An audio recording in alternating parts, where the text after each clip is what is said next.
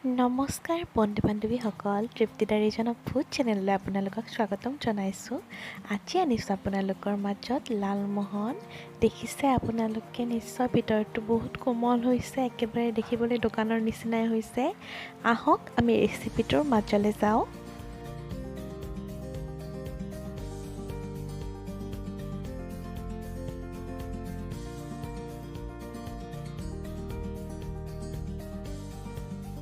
ইয়াত দিছোঁ মই 1 কাপ মিল্ক পাউডাৰ,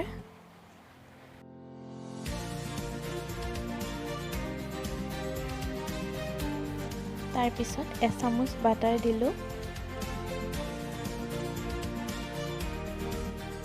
এইখিনি ভালদৰে মিক্স কৰিব। তাৰপিছত ময়দা দিলোঁ 2 চামুচ।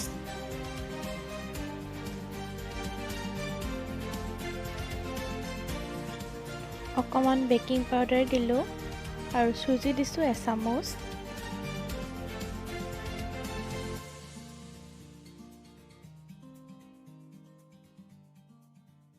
ইয়াত দিছোঁ গাখীৰ, আধা কাপৰ কম দিছোঁ।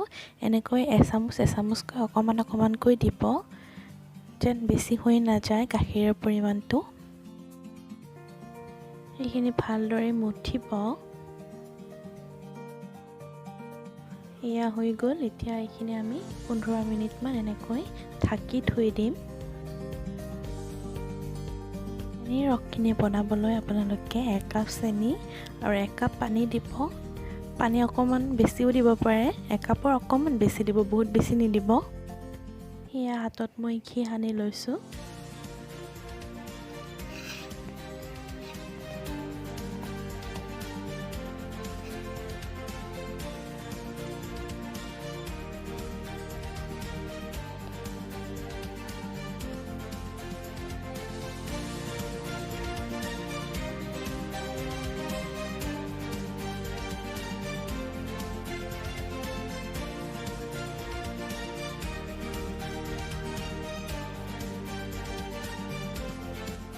গেছটো লো ফ্লেমত দিব, নহ'লে ভিতৰটো কেঁচা থাকিব।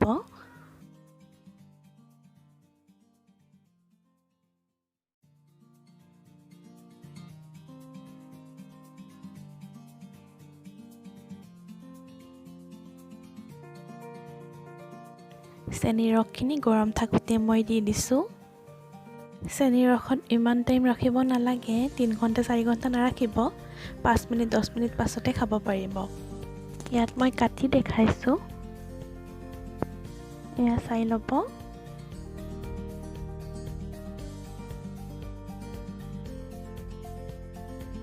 ইয়াত মই দেখাই দিছোঁ, ইমান কোমল হৈছে, একেবাৰে দোকানত কিনাৰ নিচিনাই হৈছে।